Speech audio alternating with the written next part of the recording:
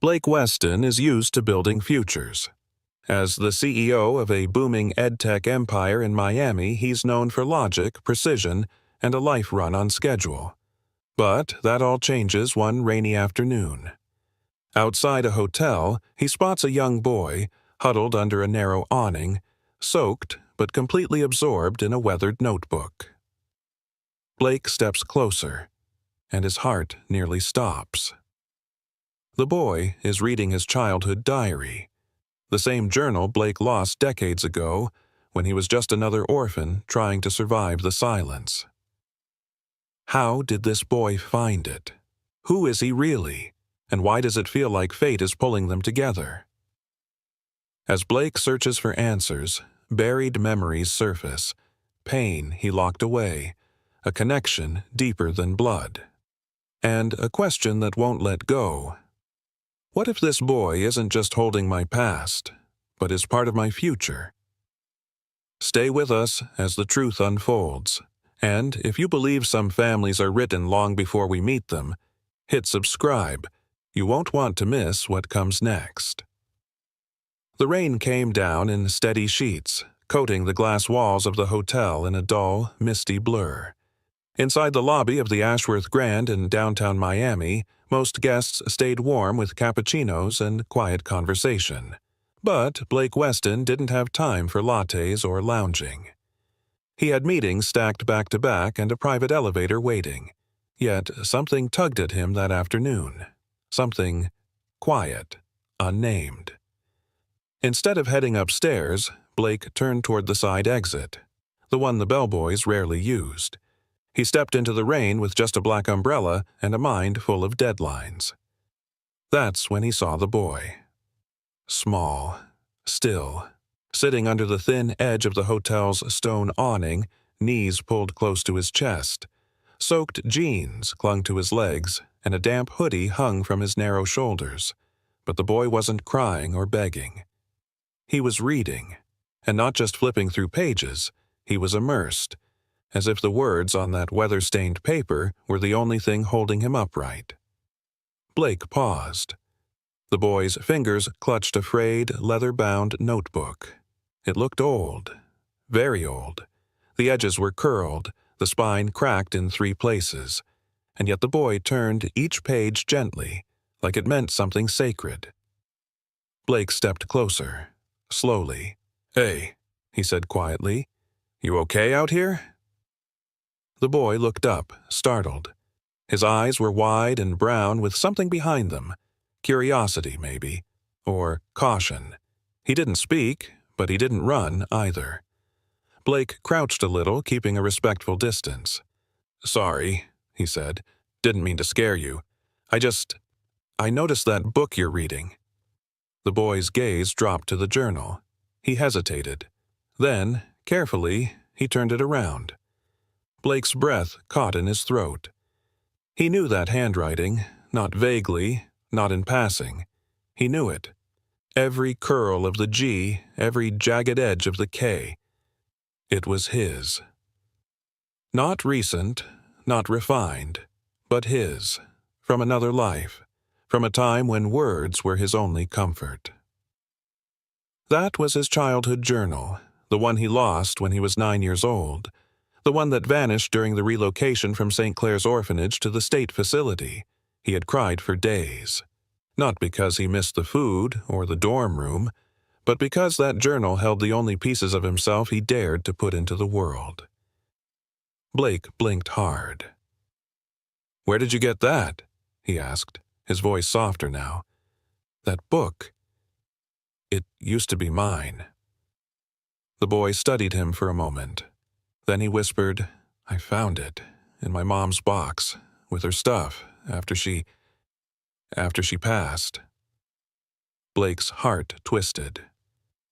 The boy's voice was young, maybe 10 or 11, but his tone carried something old, something that didn't belong to a child. "What's your name?" Blake asked. "Caleb. And your mom, where was she when she found it?" The boy looked away. "She used to work at a place. A home, I think. She said she cleaned there, took care of some kids, before she had us." "Us?"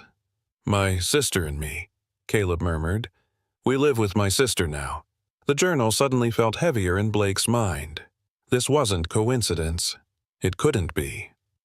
He cleared his throat, trying to keep his voice steady. Caleb, can I see that book for a second? The boy handed it over, carefully, like he was letting go of something precious. Blake flipped through the pages, his shaky handwriting, pages about missing his parents, about the night he ran into the woods to scream, about the woman who once brought him orange slices and told him he mattered. And then, something new. At the back of the book were added lines, in different handwriting, softer, feminine, notes beside his old ones, encouragements, reassurances. You were brave, one line read. You still are. Blake's throat tightened. Your mom wrote these? He asked gently. Caleb nodded. She said the boy in the book reminded her of someone she once knew, a quiet kid who never gave up. Blake looked at the boy, rain still dripping from the edges of his hoodie. He didn't know what this meant yet, but he knew one thing for certain. Fate had just opened a door he thought was forever closed, and Caleb might be standing right in the middle of it. Blake Weston sat beside the boy under the narrow awning, the storm still whispering down around them. The journal rested between them like a fragile bridge to the past. He held it gently, flipping each page like it might dissolve in his hands. The ink was faded in spots, water damaged at the corners. But his words were still there, raw, angry, lonely, the voice of a boy who once had nothing but silence and scraps of hope. Caleb shivered lightly, arms wrapped around his thin body. You cold? Blake asked, glancing at the boy's soaked sleeves. Caleb shrugged. Kinda, but I'm used to it. Blake hesitated. Where's your sister now? At the train station. She's trying to talk to the landlord one more time. He locked us out this morning. The answer hit Blake like a punch to the chest. He looked up, scanning the hotel entrance behind them. Hundreds of dry, warm people bustling inside, and this kid was out here sheltering under stone, reading the ghost of someone else's pain just to forget his own. She's your older sister? Blake asked quietly. Yeah, her name's Emma. She's 16. She's been taking care of me since Mom died. Blake exhaled slowly. The rain kept falling. And your mom... She worked at a children's home, you said? Caleb nodded. That's what she told us. She said she used to help clean the halls and bring kids food, but then one day she got fired. She never said why. Blake's stomach turned. A memory surfaced, faint, distant. A woman with soft eyes and a kind smile. She used to sneak him crayons, smuggled slices of apple. A soft voice when the staff yelled too loud. I think I knew her, Blake murmured, the words barely escaping his lips. Caleb looked up, surprised. You did? I think so, Blake said again, slower this time. I didn't know her name, but I remember someone like that. She was the only person who ever said I didn't deserve to be forgotten. A silence settled between them. Then, slowly, Caleb reached into his backpack and pulled out a small photo, faded and wrinkled from years of handling. In it, a woman stood with a toddler on each side, smiling with the tired joy only a mother can wear. That's her, Caleb whispered. Blake stared at the photo. The woman's eyes were unmistakable, warm, deep, sad, and in her arms were two children who looked so much like each other it was clear they were twins. I remember that smile, Blake said softly. She used to sit beside the broken vending machine and hum. Caleb smiled a little. She hummed a lot, especially when she missed someone. Blake looked at him. Did she ever say who? Caleb hesitated. No, just someone from a long time ago. She called him her first bright spot. Said he was sad, but full of light. Blake swallowed hard, feeling something shift inside him. All these years, he thought no one had remembered him. But maybe someone had. Maybe someone had been watching, quietly leaving words of love in a journal too painful to open again. "Come on," Blake said suddenly, standing up and holding out his hand. "Let's get you inside. You're freezing." Caleb looked at him with wide eyes. "We can't go in there. We're not guests." "You are now," Blake said, smiling gently. "I own the company that built this place." Caleb blinked. "You're rich?" Blake laughed, not unkindly. "You could say that. But right now, I'm just someone who found his journal in the hands of a kid who reads in the rain." Blake led him through the side entrance past a few surprised bellhops and straight to the concierge. "Warm towels," he said calmly, "a hot meal, and someone to help track down this boy's sister. Her name's Emma. Check the train station." "Yes, Mr. Weston." The concierge nodded. Blake knelt beside Caleb. "We'll find her, I promise." Caleb stared at him, unsure whether to believe the kindness or brace for disappointment. Blake didn't push. He just handed the journal back and said softly, "Your mom saved something I thought I'd lost forever. Maybe now, it's time I return the favor." The hotel suite was quiet, almost reverently so. Caleb sat cross-legged on the oversized armchair, still holding the worn-out journal close to his chest like it was some kind of armor. Blake Weston stood at the window, watching the rain slide down the glass in tired rivulets. It had been 20 minutes since the concierge confirmed that Emma had been found. She was on her way up now, escorted by a staff member who had offered her a dry coat and a steaming cup of chamomile tea. Blake had insisted. "Are you sure she won't be mad?" Caleb asked nervously, his voice small. Blake turned, his expression softening. "She might be worried, but not mad. Big sisters don't get mad when you're safe. They get relieved." Caleb nodded slowly, but he didn't look convinced. Blake stepped closer and sat on the edge of the coffee table across from him. "You're a smart kid, Caleb. Brave, too." Caleb looked up. "You think so?" "I do," Blake said warmly. "Reading a stranger's journal in the rain? That takes guts, especially when that stranger turns out to be the guy who owns the building." Caleb gave a sheepish smile. It didn't feel like reading a stranger's words. It felt like someone who understood. Blake paused, his throat tightening. "That boy you read about, he was lost. Every night he used to write, just so he could feel seen, even if only by himself."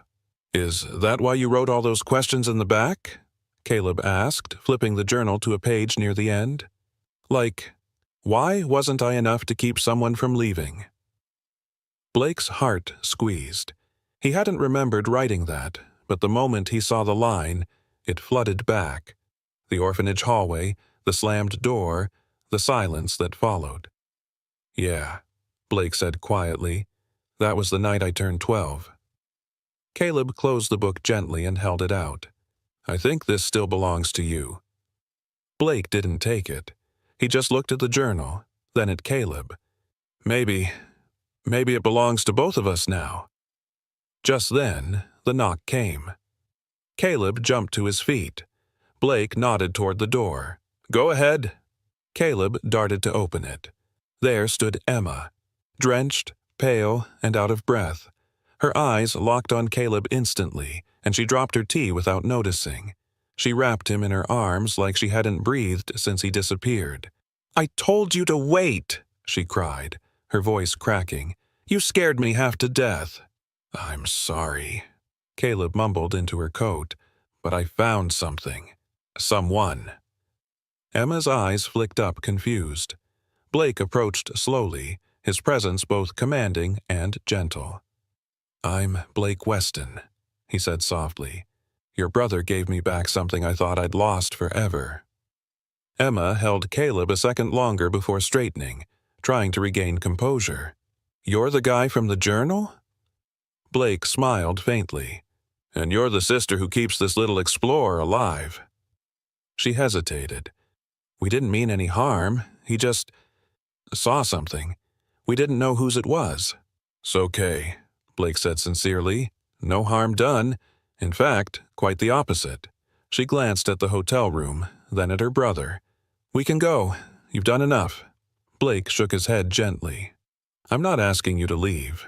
I want to help. Not out of pity, but because your mom, I think she once helped me, more than she ever knew." Emma's expression shifted. "You knew our mom?" "I think she worked at the home I grew up in. She was the only one who ever called me by my name." Emma's eyes began to glisten. She turned away quickly. "She never talked about it much, just said she left that job with a broken heart." Blake felt something stir inside him. Guilt, maybe. Or regret. She didn't just work there. She saved kids, even if she didn't stay long. The room fell quiet. Then Caleb spoke, gently. "Can we stay tonight? Just until we figure out where to go?" Blake crouched beside him, looking between the two siblings. "You can stay as long as you need. And tomorrow, maybe we can talk about what comes next." Emma met his eyes, cautious, uncertain, but then nodded. Caleb whispered, "Is this what it feels like to be found?" Blake smiled slowly, then answered with just a whisper of his own. "Yeah, Caleb, I think it is." The morning sun filtered softly through the wide windows of the hotel suite, casting a golden warmth over the room. Blake sat at the dining table, sipping coffee and reviewing his calendar, but his eyes weren't focused on the screen. They drifted toward the sofa, where Caleb had fallen asleep with the journal still tucked under one arm. Emma sat nearby in an oversized sweater, quietly watching her brother breathe. Her hair was damp from a shower, and her fingers curled around a mug of tea like it was anchoring her to something steady. "He really doesn't let go of that journal, huh?" she said, her voice husky from exhaustion. Blake looked over and nodded gently. "Neither did I, when I was his age." Emma hesitated. "You were in a group home too?" Blake's gaze softened. "Yeah. A long time ago. That journal was the only thing that made me feel like I still had a voice, like I mattered." Emma looked down. "My mom, she used to talk about a boy like that. Said he'd write at night when he thought no one was watching, that he always sat under the window where the streetlight came in." Blake's breath caught. "That was my spot." Emma blinked slowly, piecing it together. "She never gave names, but—" She talked about how gentle he was, how he'd give his apple slices to the smaller kids without asking for anything back. Blake swallowed hard. "She remembered me." Emma nodded. "She remembered everything, even when things got bad. She'd still mention you like it was the one thing she did right before she had to walk away." There was a long pause. Blake stared at the steam rising from his cup. "She saved me," he said finally, "in ways I didn't understand until much later." They both turned as Caleb stirred and sat up, rubbing his eyes. "Is there breakfast?" he asked sleepily. Blake smiled. "Room service has pancakes the size of your face. You in?" Caleb's eyes lit up. "Definitely." They ordered a spread, and for the first time in a long time, the suite filled with soft laughter and the clinking of forks on china. Caleb showed Blake how he'd added little drawings in the margins of the journal, some of Blake's words, now paired with sketches of rockets, trees, and two stick figures holding hands. Blake studied them closely. "These yours?" Caleb nodded proudly. "Some are mine, but some were already there. They weren't in pencil. They were in Mom's old pen." Emma leaned forward. "What do you mean?" Caleb flipped through the back of the journal, landing on a page where neat cursive had been scribbled between lines of old poetry. It read, "You were always more than they saw. I hope you know that now." Blake's breath caught. "That's her handwriting," Emma whispered. "She must have found the journal later, maybe even kept it for a while." Blake reached out, slowly touching the page. "She left me a message, without knowing I'd ever read it." Emma looked at him.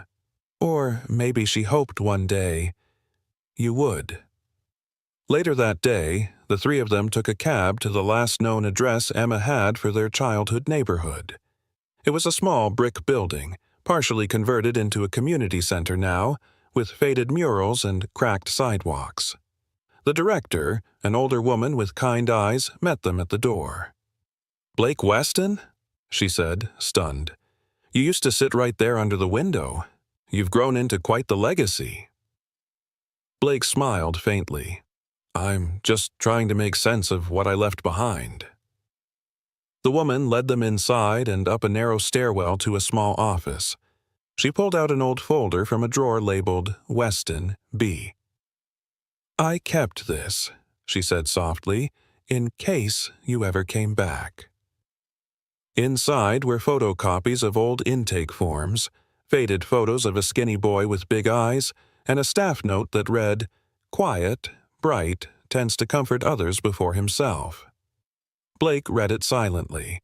Then he looked at Caleb and Emma and said with a cracked voice, "I didn't know anyone noticed." "We all did," the woman replied. "But your mother figure, Eleanor, she was the one who truly saw you." Emma's eyes widened. "Eleanor? That was my mom's full name." The woman nodded. "She was hired as a caretaker, left suddenly after a confrontation with a supervisor. Said she couldn't work in a place that punished kids for dreaming." Blake stared at the note again. He remembered that night, the shouting in the hallway, the way the hallway light had blinked off and never come back on. "She left because of me," he whispered. "No," the woman said firmly. "She left because of them. You were the reason she stayed as long as she did." Back at the hotel that night, Blake sat with the journal open beside him. Emma and Caleb were asleep again, curled on the sofa in matching robes. He looked out at the window at the city below, so full of noise and light, and closed the journal with a reverent finality. For the first time in years, he didn't feel alone. Blake paced the floor of his suite later that evening, the city lights flickering through the tall windows behind him. The journal rested on the coffee table, open to a page he hadn't seen in years. His handwriting, sharp, rushed, full of young fear, ran across the page. But beneath it, in neat, steady script, were newer words. Words that didn't belong to him. He sat down slowly. His fingers trembled as he traced the lines. "You were never just a boy in the corner. You were my reason for staying." The words had been written in the margins of one of his darkest entries, the night Eleanor had left. He hadn't understood it then. He thought she gave up. But now, it was clear. She had been pushed out, forced to leave by people who didn't see the worth in what she was protecting. And somehow, through all those years, his journal, his memories, had found its way into her home, into the hands of her children. Blake glanced at the bedroom door where Emma and Caleb were asleep. He could still hear their soft breathing, the sound of trust slowly blooming in a space that had once been filled with silence. He turned back to the journal. A page fluttered loose and landed on the carpet. It was different from the rest, thicker, yellowed, folded neatly. He unfolded it carefully and saw his name written at the top in the same graceful hand. "To Blake, if this ever finds you." His throat tightened. He read on. "I never meant to disappear without a goodbye. I fought to stay, but they made it impossible. You were more than a child to me. You were a spark, and I hoped, one day, the world would see your fire. I kept this journal, hoping it would guide someone else, maybe even bring you back to someone who remembers." The letter wasn't signed, but it didn't have to be. Blake pressed it against his chest. Then he stood, walked quietly to the suite's guest room, and peeked inside. Caleb was curled beneath the blanket, his hand still resting on the journal like it was a lifeline. Emma stirred. "Blake? You okay?" He stepped in and sat beside her on the armchair. "I found something. A letter. From your mom." Emma sat up straighter, her eyes wide. "What did it say?" "That she remembered me. that she believed in me, that she hoped this journal would bring someone home. Tears filled Emma's eyes, but she didn't let them fall. She always said stories connect people. I never understood until now.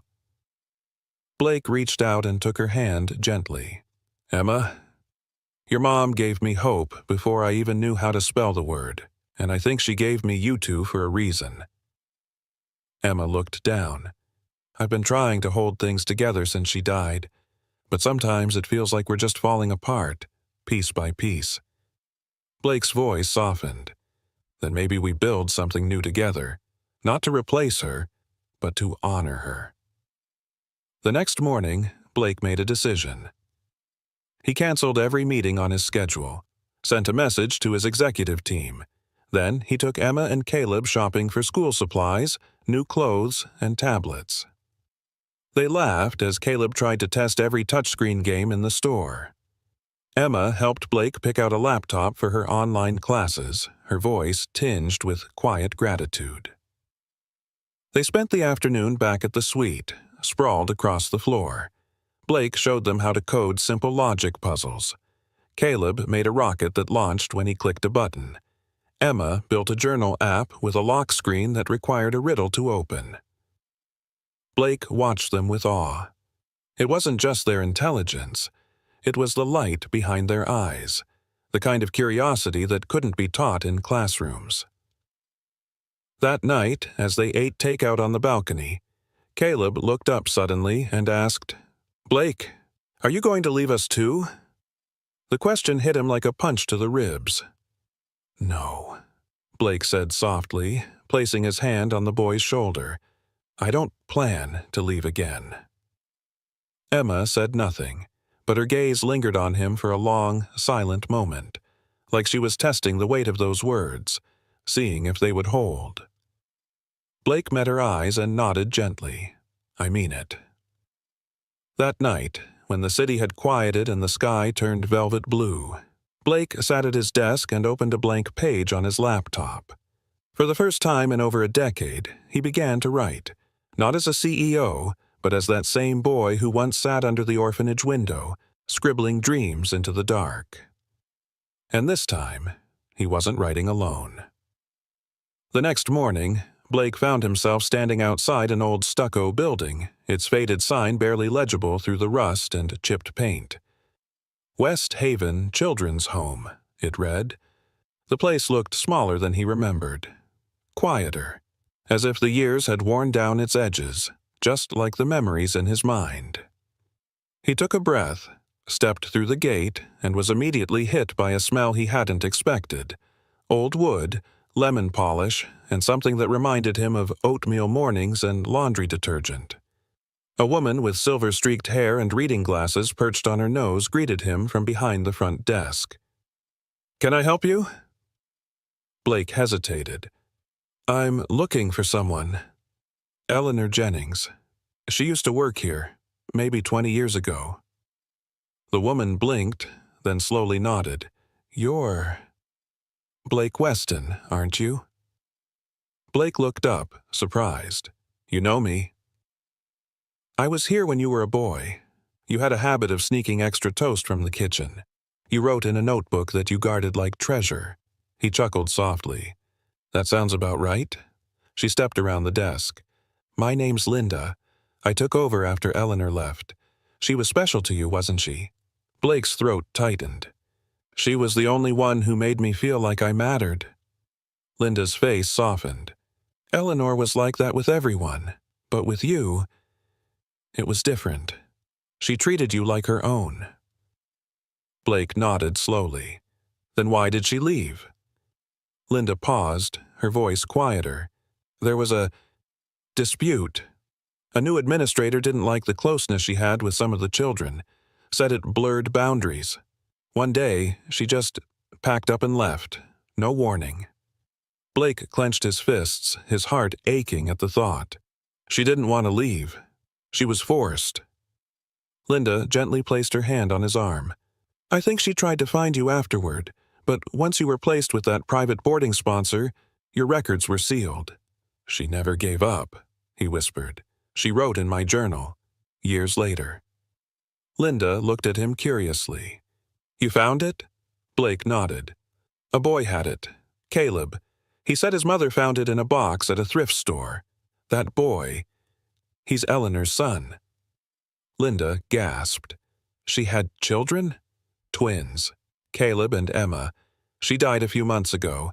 They've been on their own since. For a moment, silence hung in the air, heavy and reverent. Then Linda said quietly, You were the one person Eleanor never stopped believing in. Blake swallowed hard. Now I want to believe in her children. I brought them with me. They're staying at my hotel, but I need to know more about her, about how she lived after this place. Linda led him to a dusty file room, pulling out a worn manila folder labeled Jennings, Eleanor. Inside were old pay stubs, a volunteer certificate, a faded ID badge, and a photograph. It was Blake, 12 years old, grinning shyly at the camera. Beside him stood Eleanor, her hand resting protectively on his shoulder. On the back, written in delicate ink, were the words, My reason for staying strong. Blake closed his eyes. She never stopped loving me. Linda gently handed him the photo. She'd be proud of what you've become. On the ride back to the hotel, Blake stared at the photo in his hand. Caleb's eyes were just like hers. Emma's smile had that same quiet warmth. They weren't just a connection to his past. They were a continuation of something sacred. When he arrived, he found Caleb sitting on the floor, tinkering with a small robot made of cardboard, wires, and scraps from a tablet box. Emma was curled up nearby, sketching UI designs in a notebook. Blake smiled. I have something to show you. He sat between them and laid out the photograph. That's you, Caleb said softly. And that's your mom, Blake replied, his voice thick with emotion. She saved me once, and now, I think she's brought me back to save you. Emma looked at him, her eyes bright. She always said stories had a way of finding their endings. Blake nodded. Then let's make sure this one ends right. That evening, he began drafting something he hadn't written in years, a proposal for a foundation, one that would give scholarships to children from group homes, access to technology, and mentorship programs. He named it the Eleanor Project. And, at the top of the board, he listed 2 junior consultants, Caleb Weston and Emma Weston. Not by blood, not yet by law, but by something deeper. By choice. Later that night, Blake sat at the edge of the hotel room sofa, his hands wrapped around a mug of warm tea he hadn't touched.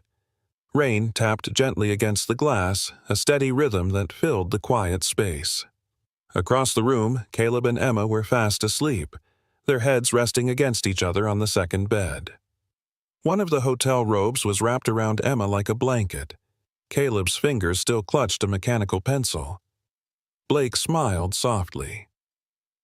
He couldn't sleep, not yet. He picked up the journal, his old journal, from the nightstand. The leather was cracked at the corners, the edges worn, but the words inside, they still held weight. He turned to the last few pages, the ones that hadn't been there before, written in gentle script, unmistakably Eleanor's. If you're reading this, then somehow it found its way back to you, just like I always hoped. Blake's throat tightened. I never meant to leave so abruptly. I fought to stay, but sometimes love isn't enough to win against rules made by people who never had to love the way I did. I wanted you to be safe, even if it meant you'd never see me again. He blinked rapidly, reading on.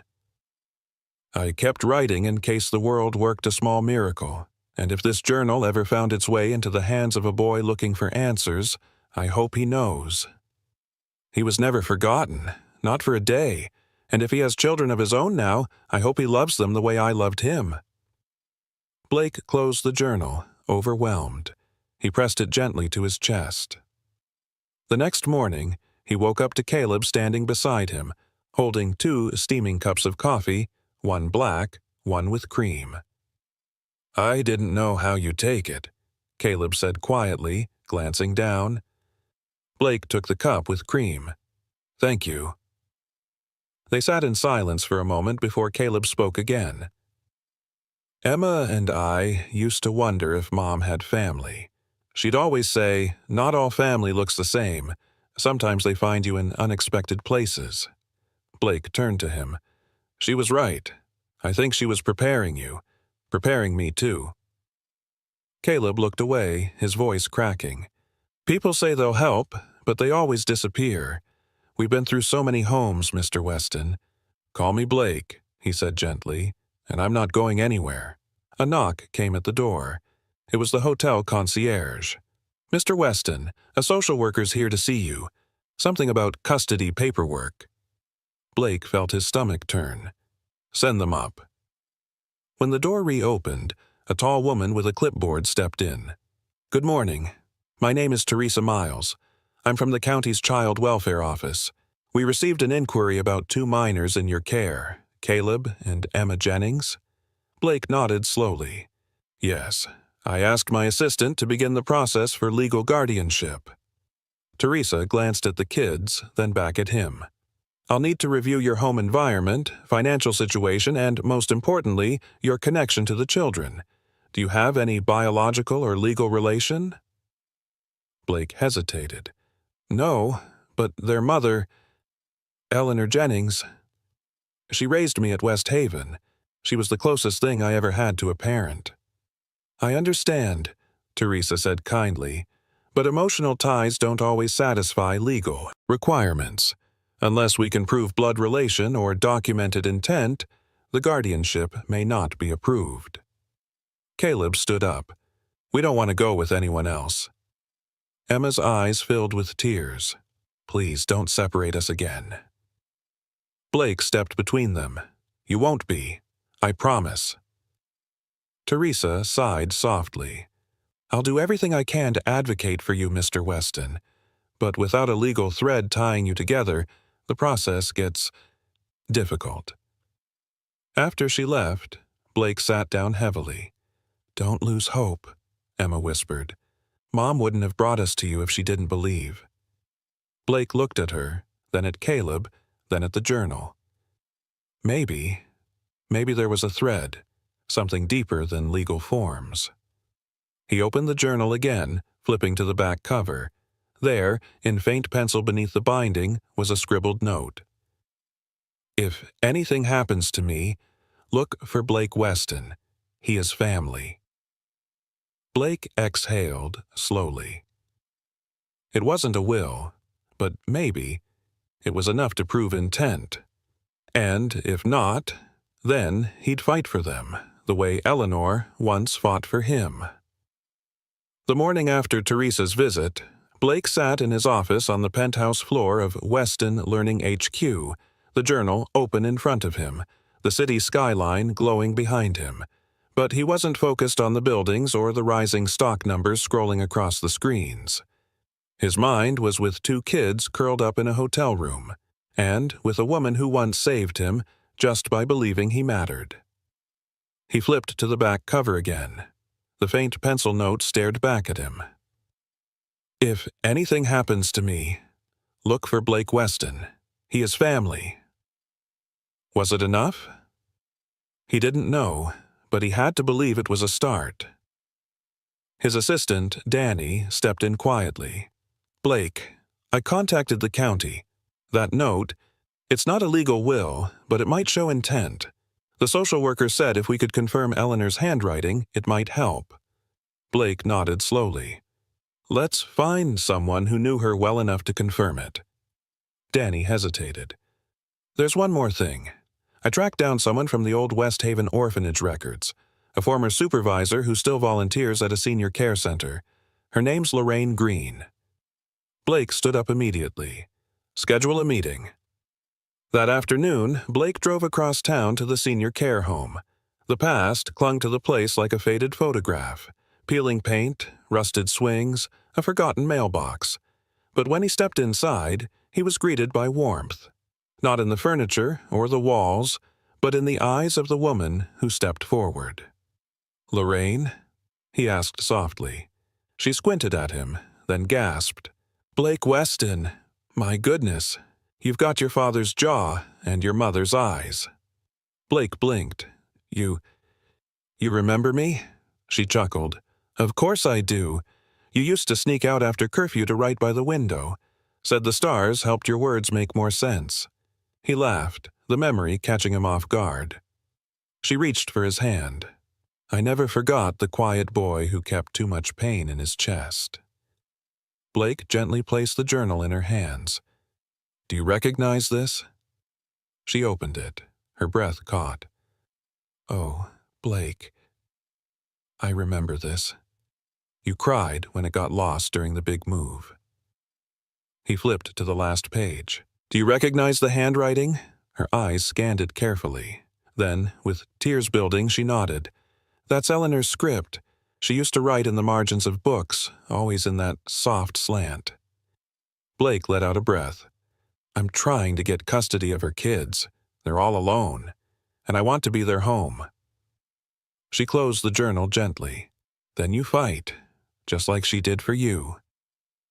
When Blake returned to the hotel that night, Caleb was sitting at the table, laptop open, headphones in. Emma was sketching something on hotel stationery, tiny code symbols woven into a drawing of 3 people under an umbrella. Blake knelt beside her. "What are you working on?" She smiled. "A logo for Caleb's new app." Blake glanced at the screen. "You're building something?" Caleb nodded shyly. "A learning game, like the ones your company makes, but for kids who don't always have someone to help them read." Blake's heart swelled. "That's incredible." Caleb closed the laptop. "I don't want to be a problem for you, Blake. I just want to do something that matters." "You already are," Blake said quietly, "more than you know." The next day, Blake met again with Teresa. Lorraine's affidavit, the original journal, and notarized statements now sat neatly in a folder on the table. Teresa studied them in silence, then looked up. This changes things. Combined with your stable environment, emotional bond, and verified past relationship with their guardian, I believe we can move forward with a kinship guardianship request. Blake gripped the arms of his chair. "What happens now?" "There will still be hearings, but the court will see this as more than a gesture. It's a commitment. And honestly, Mr. Weston, these children seem to have already chosen you." When Blake returned to the hotel that evening, he found Caleb standing by the window. "The rain's coming back," Caleb said softly. "It always does." Blake walked over and stood beside him. "Yeah," he replied, "but this time, we're not standing in it alone." Caleb turned to him, his voice barely above a whisper. "You think she knew?" Blake looked out into the sky. "I think she hoped, and somehow, hope brought us here." Behind them, Emma's voice rang out, clear and certain. "Dinner's ready. I tried to make the soup you like, Blake." Blake turned, smiled, and walked into the warm light. And for the first time in years, it felt like home. The day after the guardianship papers were officially filed, Blake found himself sitting in a quiet corner of the hotel lounge, a cup of untouched coffee cooling in his hands. Outside, the sky was heavy with clouds again, the kind that whispered of rain, of memory, of change. He'd been through acquisitions worth billions, lawsuits, boardroom battles. He'd faced down CEOs with egos larger than buildings, but nothing, absolutely nothing, had prepared him for this. Not the weight of 2 small backpacks by the door. Not the laughter echoing from the bathroom where Caleb and Emma were arguing over who got the last towel. Not the way a child's voice, Caleb's voice, had said, "You came back for us." Blake blinked slowly, the warmth of that moment still sitting in his chest. Just then, Danny appeared. "Blake, sorry to interrupt. There's someone downstairs. Says her name is Monica Greer. Claims to be the kid's aunt. Blake stood up so fast the coffee spilled. Down in the lobby, a woman in her late 30s sat on the edge of a leather chair, clutching a cracked phone and a thin file folder. Her nails were chipped. Her eyes carried both exhaustion and sharpness, like someone used to defending herself before anyone asked questions. She looked up the moment Blake stepped in. "You him?" she asked flatly. "The guy trying to take Caleb and Emma?" Blake didn't answer right away. He studied her. There was something in her cheekbones, in the curve of her brow, a distant resemblance to Eleanor. "I'm Blake Weston," he said calmly, "and I'm not trying to take them. I'm trying to keep them safe." Monica gave a bitter laugh. "Safe? You think a hotel suite and some fancy tech toys make up for losing your mom?" Blake took a deep breath. "No, but I'm doing everything I can to honor her." She folded her arms. "She was my sister. I'm their blood." "And where were you when they were almost evicted?" Blake asked gently. "When Caleb was reading alone in the rain?" Monica's expression cracked for a split second. Then she looked away. "I tried. I really did. But I was dealing with stuff. Rehab. Debt collectors. I thought Eleanor would always be there." Silence sat heavy between them. Monica looked back at him, softer this time. "You knew her, didn't you? My sister?" Blake nodded. "She raised me. Not officially, not on any form, but in every way that mattered." Monica looked down at the file in her hands. "These are my clean records. I've been sober for 16 months. I've got a job at a nursing home now. It's not much, but I want to be there for them. I just don't know how." Blake sat across from her. "Then let's figure it out. Together." She blinked, surprised. He leaned in. "They need stability, but they also need connection. If you're serious, if you're willing to be a presence in their lives, I won't stand in your way. I'll make space." Monica's throat tightened. "Why would you do that?" Blake smiled faintly. "Because Eleanor did it for me." That evening, Caleb and Emma met Monica in the hotel lounge. Caleb was cautious. Emma hid behind Blake's arm. But Monica knelt and opened a small, worn jewelry box. Inside was a bracelet. Silver, a little tarnished, but intact. Emma's eyes widened. "Mom's charm bracelet." Monica smiled gently. "She gave it to me when she found out she was sick. Said to give it to you, if she couldn't."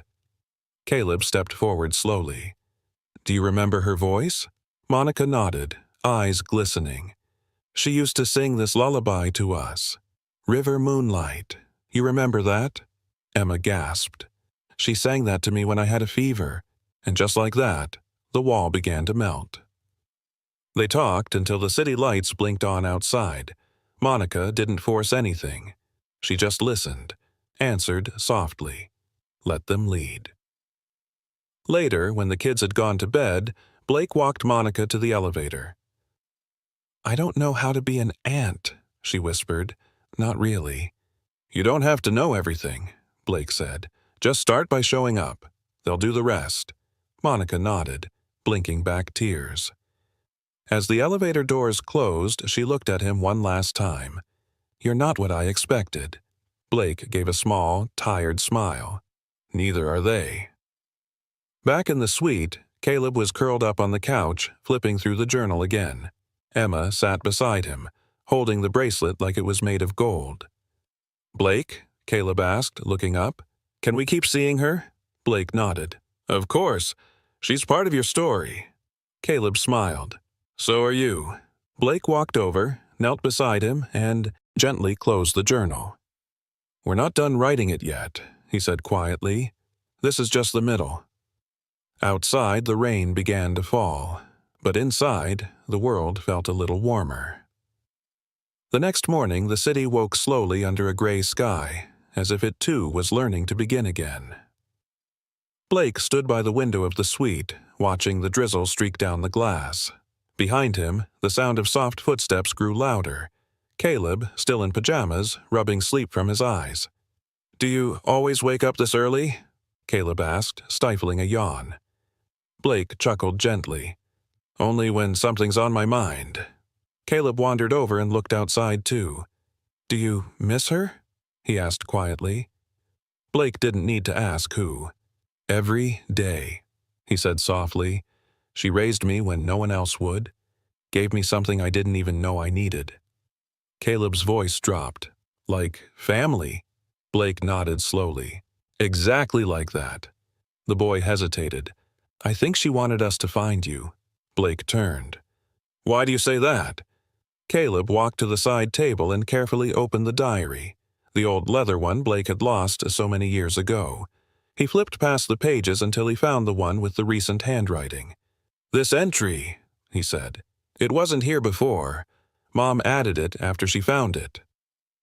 Blake stepped closer. In Eleanor's neat script, the final paragraph read, "If you're reading this, Blake, then fate brought you back to where you started. I always believed family finds each other, even if it takes a lifetime. Don't be afraid to open your heart again. They need you, and you need them." Blake closed his eyes for a moment, his hand resting on the worn cover. He felt the weight of that truth settle in his chest. Later that day, Danny arrived with a stack of legal documents and a furrowed brow. "Blake, we have a problem." He motioned for her to come in. She laid the folder on the table. "The state's Child Welfare Office is reviewing your guardianship petition, but because there's no direct blood relation, and because of your travel schedule and company obligations." Blake's jaw tensed. "They want to deny it." "They haven't said that," Danny said quickly, "but they're looking for reasons." Emma, who had been coloring quietly in the corner, looked up with wide eyes. Caleb stood frozen by the doorway. Blake crouched beside them, speaking gently. "Hey, nothing's decided yet. We're a team now, remember?" Caleb looked down, voice shaky. "But if they take us, where do we go?" Blake looked at Danny. "What are our options?" "There's one way," she said hesitantly. "If we can establish kinship through Eleanor, or prove she named you guardian in a will or letter, something that shows clear intent, you'll have a stronger case." Caleb perked up. "Wait, I think she left something." Blake and Danny exchanged glances. Caleb ran to the little suitcase they'd carried from their old apartment. He unzipped the bottom pocket and pulled out a sealed envelope. "She told me never to open it. Said it was for the man who kept the rain away." Blake took the envelope with trembling hands. His name was written across the front. Not just Blake. It said, "To Blake Weston, my family, always." He broke the seal slowly. Inside was a handwritten letter. The ink was smudged in places, but the message was clear. "Blake, if you're reading this, then you've met my kids. I hope you see them the way I did. Brave, kind, and full of light. I never told you everything. I should have. But life has a way of pulling people apart before they're ready. What matters now is this. If anything happens to me, please take care of them. They are your family too, because I was your sister." Blake's breath caught. He stared at the letter. The words blurred as tears welled up in his eyes. "My sister?" Danny leaned over, skimming the text. "She must have been adopted into a different family after the home split up. You were both in the system, right?" Blake nodded slowly. Pieces began falling into place. The way Eleanor always seemed to know how to comfort him. The songs she sang, the way she said, "You're not alone, even when you think you are." He looked up at the kids. "Your mom was my sister." Emma blinked. "That makes you—" Blake stood, his voice barely a whisper. "Your uncle." A long silence followed, heavy and sacred. Then Caleb ran forward and wrapped his arms around Blake's waist. Emma followed, tears slipping down her cheeks. Blake held them close, eyes shut tightly, heart thudding against theirs. Family. Not by accident, not by blood alone, but by the choices that mattered. That night, Blake sat alone on the balcony, the letter resting in his lap. He read it again and again, letting every word soak into the cracks inside him. Below, the city pulsed with light, but above the sky opened quietly, letting the softest rain fall, like a blessing. He turned as Danny stepped out. "Will that letter be enough?" he asked quietly. Danny smiled. "More than enough. With that and your commitment, the court won't say no." Blake looked back toward the suite, where laughter echoed through the halls. "Good," he whispered, "because I'm never letting them go." The hearing was scheduled for Monday morning. Until then, Blake made sure the children didn't feel the weight of uncertainty pressing down on them.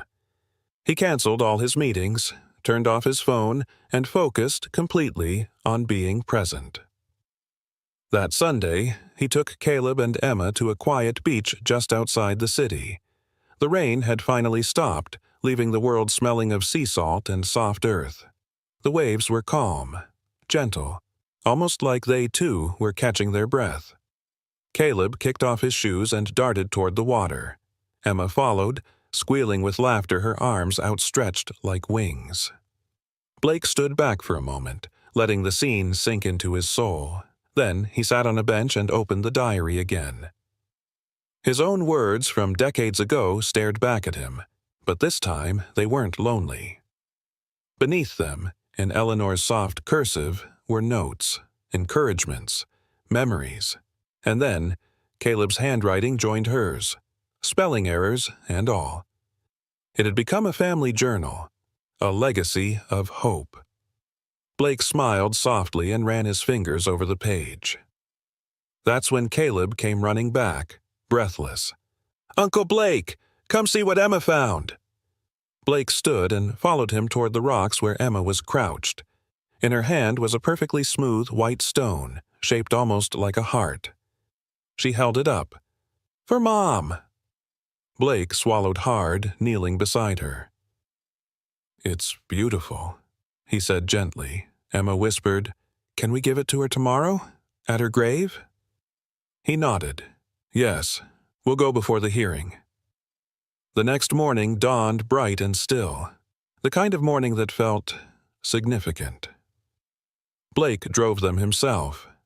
No chauffeurs, no entourage, just the three of them and a single wrapped bouquet of yellow tulips, Eleanor's favorite.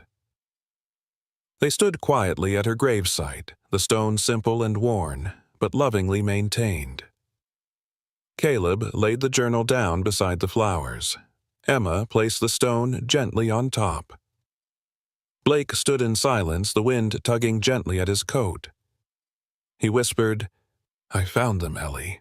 I found them, and they're extraordinary." Then he turned to the children. "Ready?" They both nodded solemnly. At the courthouse, Danny met them at the steps, looking unusually nervous. "The judge has a reputation," she said quietly as they entered. "Very by the book, doesn't like emotional appeals." Blake straightened his shoulders. "Then we'll give her the truth." Inside, the courtroom was smaller than expected. Intimate. Wooden benches. Sunlight slanting through narrow windows. Blake sat with the children beside him, one on each side. The judge entered, elderly, sharp-eyed, calm. She glanced over the petition file. "Mr. Weston, I understand you're seeking guardianship over 2 minors with no verified blood relation. Is that correct?" Blake rose. "Yes, Your Honor." She adjusted her glasses. "Then you understand the legal burden this places on the court. It is not taken lightly. Understand. Tell me," she said, steepling her fingers, "why should the state place these children in your care?" Blake took a breath. "Because they belong with me." He stepped forward, holding the letter Eleanor had written.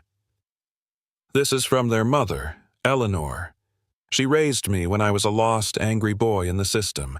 She gave me structure, kindness, and when we were separated, I never stopped missing her.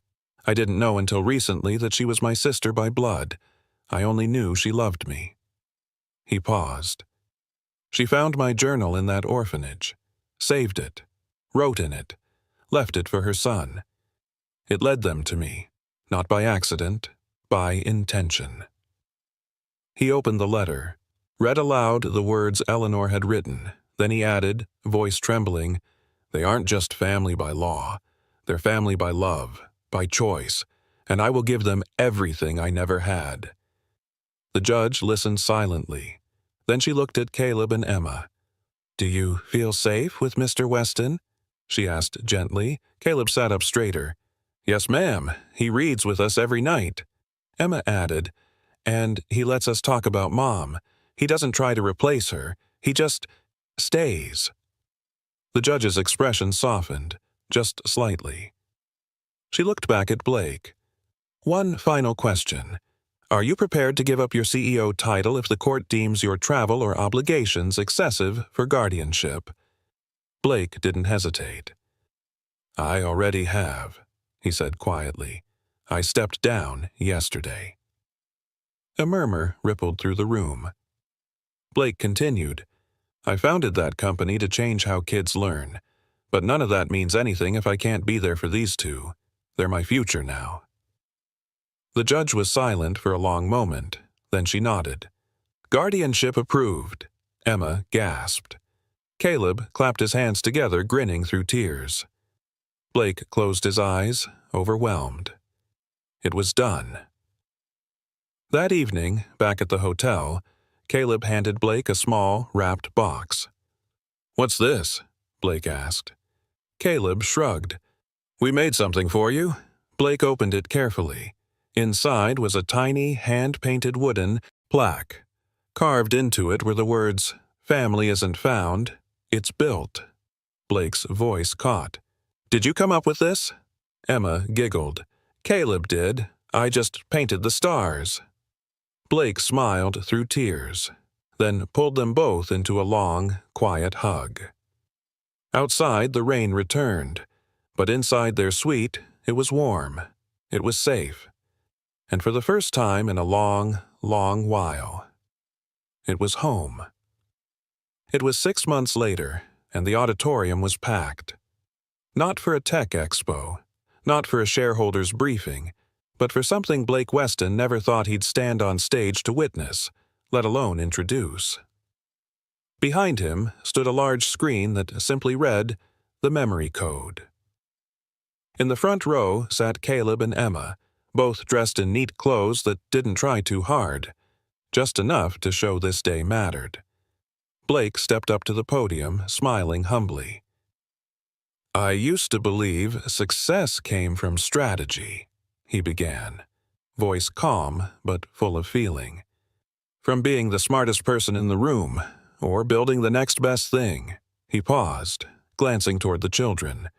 "But I've learned that real success comes from connection, from stories, and, sometimes, from the pages of a diary you thought you lost forever." Soft laughter rippled through the crowd. He continued, "Today, I'm proud to share with you a project born not in a lab, but in a rainstorm, discovered under an awning in the hands of a boy who read like the world was ending." Blake looked down for a moment, steadied himself, then smiled again. Caleb Weston, age 10, with help from his sister Emma and a few very patient coders, has created an educational app, not just to teach reading or writing, but to help children record their emotions, their memories, their struggles, to write their own stories, and realize they matter. He stepped back as the lights dimmed and the screen came alive. A soft, childlike narrator explained how the memory code worked, offering kids a safe, colorful space to log feelings and milestones, with prompts inspired by real pages from Blake's old journal. Then, the tagline appeared in bright yellow letters, "Inspired by a father I found in the rain." The audience was silent at first. Then came a standing ovation. Later that night, the three of them sat on the hotel balcony overlooking the Miami skyline. Emma dangled her legs over the edge of the cushioned bench, munching quietly on caramel popcorn. Caleb was glued to a tablet, watching a news segment about the launch replay. Blake sat between them, his arms resting comfortably on the back of the bench. "I still can't believe you remembered how to code that save function," he said, nudging Caleb gently. Caleb grinned. "You said it once, in that story about your first app. I never forgot." Emma added, "And I reminded him what the colors meant. Sad was blue, happy was yellow." Blake chuckled. "Well, I think you just rewired the entire world." Then he grew quiet, thoughtful. "I never said thank you," he whispered. Caleb turned. "For what?" "For being the reason I came outside that day. For holding my journal like it meant something. For seeing me, when I didn't even see myself anymore." Caleb's face softened. He leaned into Blake's side. "I think Mom planned it. All of it," he said quietly. "The journal, the roof, even the rain." Emma leaned her head on Blake's other shoulder. "Do you miss her?" "Every day," Blake said softly. "But now, when I do, I write to her, like she wrote to me." They sat in silence for a while, just watching the lights flicker across the city. Eventually, Emma sat up and asked, "Can we go to the beach tomorrow?" "Of course," Blake said, smiling. "We'll bring the Heartstone again." Caleb added, "And the journal." Blake nodded. Always the journal. The next morning, they went early. The tide was low, the sky was wide and open, and the sand was still cool beneath their feet. Emma ran ahead with her sandals in hand. Caleb walked slowly, searching for seashells. Blake trailed behind, carrying a small leather-bound notebook under his arm. They stopped at a spot near the dunes. Emma began building a small sculpture from driftwood and smooth pebbles. Caleb crouched and wrote a few lines in the new journal. Then, gently, he handed the pen to Blake. "What should I write?" Blake asked, voice warm. Caleb smiled. "Whatever you'd want someone to read, if they found it years from now." Blake thought for a moment. Then he opened the cover and began. "To the child who finds this, you are seen, you are worthy, and your story matters more than you know." He paused, then looked out toward the horizon and wrote the final line. "Love, someone who found family in the most unexpected storm." He closed the book slowly, then reached out, wrapping an arm around each child. There were no more questions, only the soft hush of the waves, and the kind of peace that lingers when hearts find their home.